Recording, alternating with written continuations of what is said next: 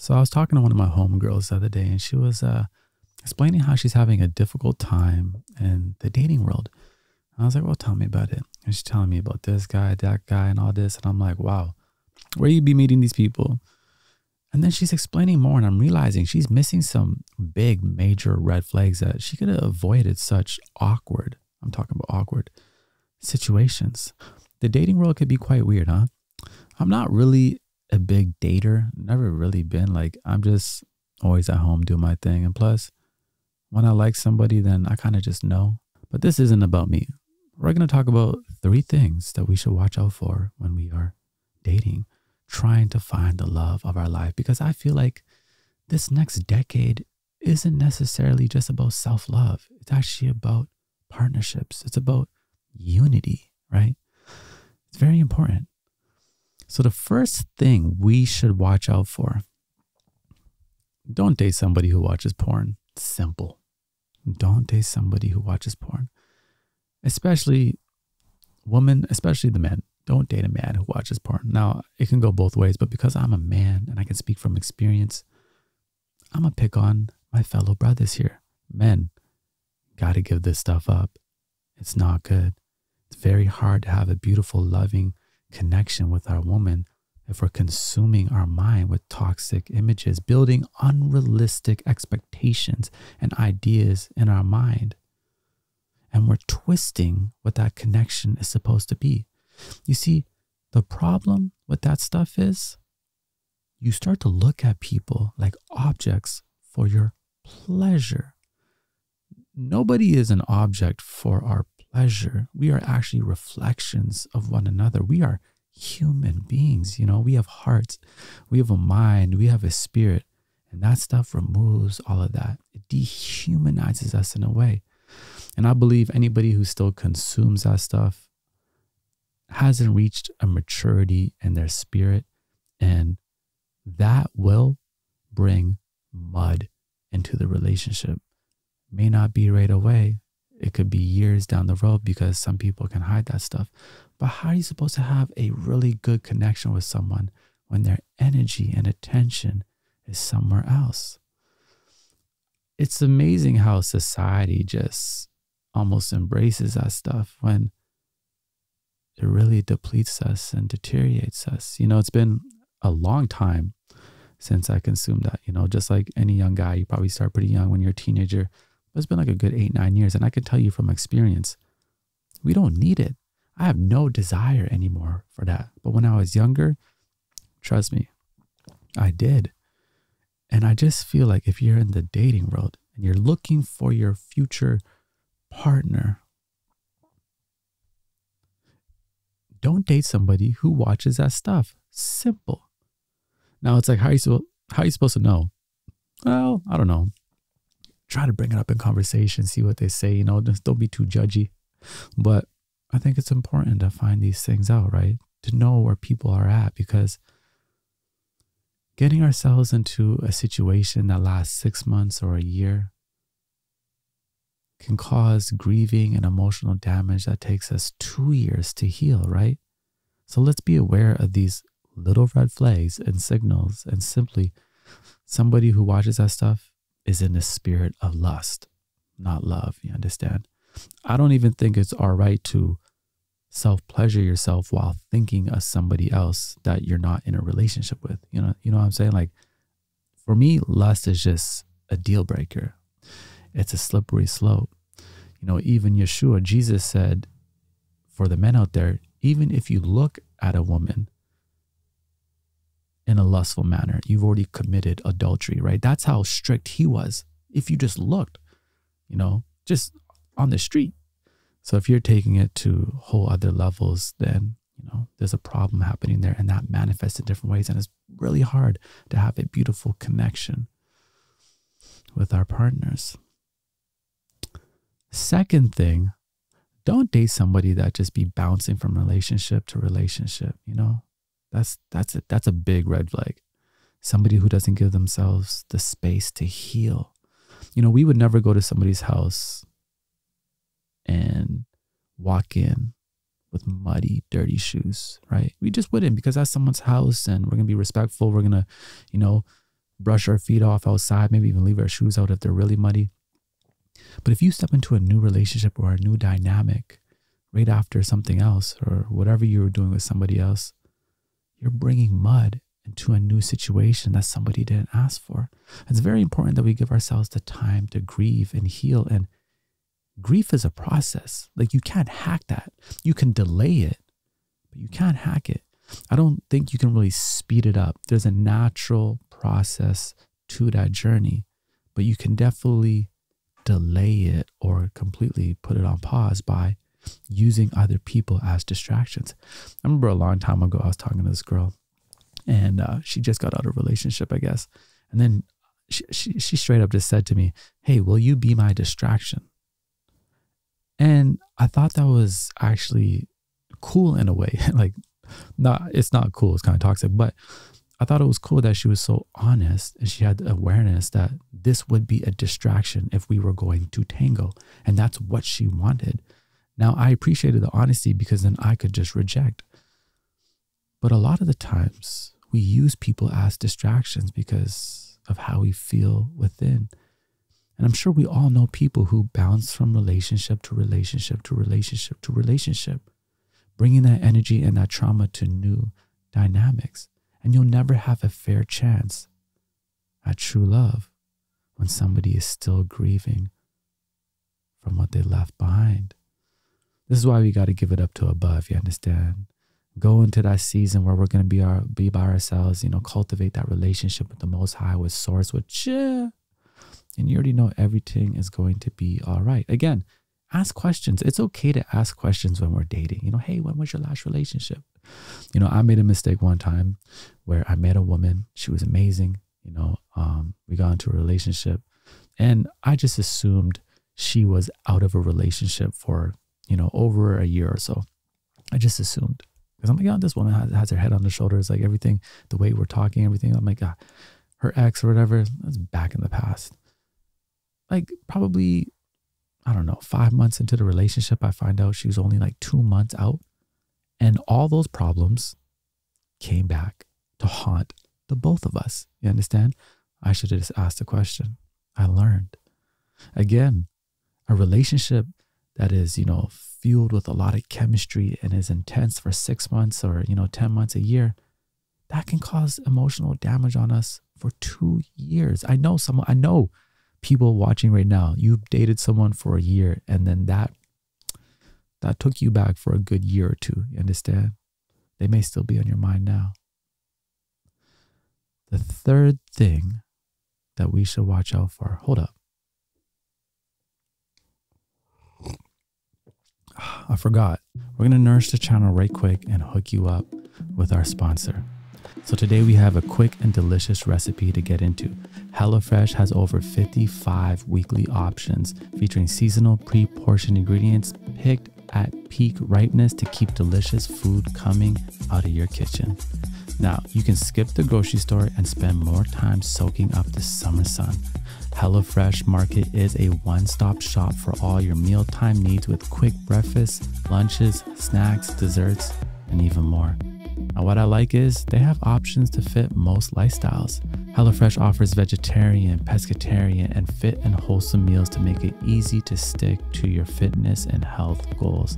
Now, recipes include pre-portioned ingredients, which means less prep and less food wasted, which is a bonus. So I want to hook you up. Go to HelloFresh.com and use code HINDZ16 for up to 16 free meals across 7 boxes and 3 surprise gifts.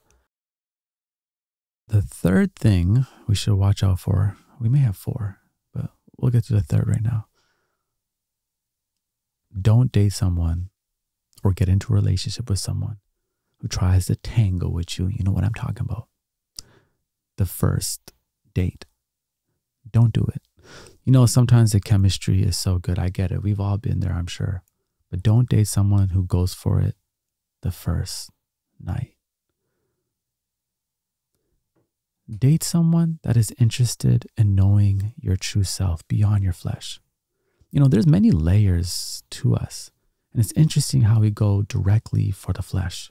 It's interesting how we go for directly whatever is going to feel good in the moment. I'm sure we've all been with people where, you know, it felt good in the moment, but the next day we felt like we lost an ounce of our spirit or our self-worth. And somebody who goes for it the first time, you already know how they are moving in life. You're not the first person they're doing that with. Maybe unicorn situation you are, that can happen, but most likely if they're in the dating world, actively dating, because some people are, they're doing that with everybody, meaning they're living their life in a lustful manner. And that relationship that you're trying to find is going to be built off of lust and not love. You know, I think slow growth is the best growth, you know, and I'm speaking from experience and making my own mistakes in the past. You know, I think lust can destroy the potential for true love. I really do. You know, I've been in relationships where I think they could have worked out. They really could have worked out. Like, we were both really amazing people, but we just went too fast. We created that physical bondage. You know, sometimes we want to reel people in, you know, and we think, well, if we do this, you know, if we reel them in, you know, through our bodies, that physical bondage, or just, you know, claiming that we're in a relationship right away, that's the best way to secure them and not lose them. But that's not true. You understand? Like, the more you get to know somebody, that's how you're really going to get to hold on to them. You understand? You'll both be reflections of one another, because mind, body, and spirit, the connection will be made. It's very hard to have a true connection just off the flesh. It's very difficult. And anybody that tries to do the tango with you the very first night probably isn't interested in knowing your inner treasures, because they would have took that time instead to just talk to you, to get to know you, to ask more questions. Because the first time we meet each other, the second time, the third time, the fourth time, the fifth time we meet each other, we barely even scratched the tip of our surface. You understand? There's so many layers to go. And through conversation and experience and time and building that trust and that connection and friendship, right? We forget how important friendship is in those dynamics. Like, that's when the tango is better. Like, if you think about it, I'm calling it the tango because I don't know. I don't want to get demonetized or like, but if you think about it, like, the tango isn't even the greatest off the very first time all the time, you know? Like, it's actually better when you really know somebody, when you're comfortable with them, right? So don't date someone that tries to go for you like that off the first bat, because you already know, okay, where their heart is, where their mind is. But if you meet somebody who's willing, you know, to be patient, you know, you could even say to them, hey, you know, I'm not interested in doing that. You know, I need commitment first. And if they go the other way, well, now you know they're not for you. That's why boundaries are good. We put up boundaries not to push people away, right? But to actually bring people closer, because the people who truly love us and respect us will understand those boundaries. Respect those boundaries, you understand? And work with those boundaries. Plus, they'll have their own boundaries. And as we come closer, right, those boundaries will get shifted around, right? We'll change them, right? Some of them will come down. And then we'll form our own boundaries around a union, a partnership, a new dynamic. I've been talking to some other friends, and they're, you know, telling me about their experience. I'm like the friend that people talk to about like their whole dating life, because again, I'm not really out there like that. I don't be on dating apps. You know, I'm not, you know, just going out for dinners all the time with people like that. Like, I really just, I'm a single dad. I'd be at home doing my own thing. Plus, again, I think if you're looking for like your divine partner, I think you should already move as if you've already found them, right? It's just time and space until you come together. So if you're actively dating and just sleeping with a lot of people, well, in my mind, you kind of cheating on your future boo. You might as well just wait it out, because maybe they're waiting for you. You understand? What's another red flag? Let's go for like a personal red flag for myself. You know, those are some ones, those are like big red flags. But it's like, what's a personal red flag for me? Okay, this one is, gotta have good taste in music. I'm sorry. You gotta have good taste in music. Our music has to be somewhat aligned, and I want to be put on to good music by you, because I listen to music all day, every day. Let me tell you that, right? Like, I wake up, I put on some piano or some Bobby McFerrin, you know, afternoon, I got some sounds. In the evening, I got some sounds going. So if I'm going to have a boo And in the future, we have a home together. Now we're going to have a couple cribs, all different vibes, because, you know, we're going to get it like that. But if we're going to have a home together and she's telling me to turn down the music or to turn it off, then we're going to have a problem. I want to wake up and, you know, my boo already got the vibes playing. You understand? We can do a little dance, you know, and just good taste in music, good taste in life is so important, you know. Date someone that knows how to live the life that you want to live and love the life that you are living. You understand? Find someone where, you know, you can tap into each other's frequencies and just have a good time. For me, also, I like a creative woman, you know, because I want to be inspired by my woman. And for me, the best way for me to be in a relationship is if I respect you. And that's why I like creative and spiritual women who have a relationship with God, because now I respect you. Because you have a relationship that's always going to be greater than the one that I have with you. You have one with God. And to me, that is dope. You know, I'll proudly come second after God, you know, and, you know, likewise. And that's something I look for. Now, what else? Let me do one more. I'm kind of feeling this. What is one more thing that I think is a red flag or something that is very important or necessary? I like a woman who has a little bit of assertiveness to her. Like she just knows what she wants, you know, and she's not afraid to go get it. Because I'm somebody in life who likes to go get it. So if we together, we going to go get it together. You understand? We're going to live big. We're going to do it, you know, in the name of chill. We're going to love life to the fullest. You know, it's a beautiful thing. I think, like I said, this next decade is really about unions and partnerships, you know, coming together. You know, I think I see less unions. I think this is something we're going to be talking about more often because I'm just noticing a lack, you know, like they say majority of people get divorced and, you know, they're saying in 5 years or so, the amount of people who are single at 35 is going to be the most ever.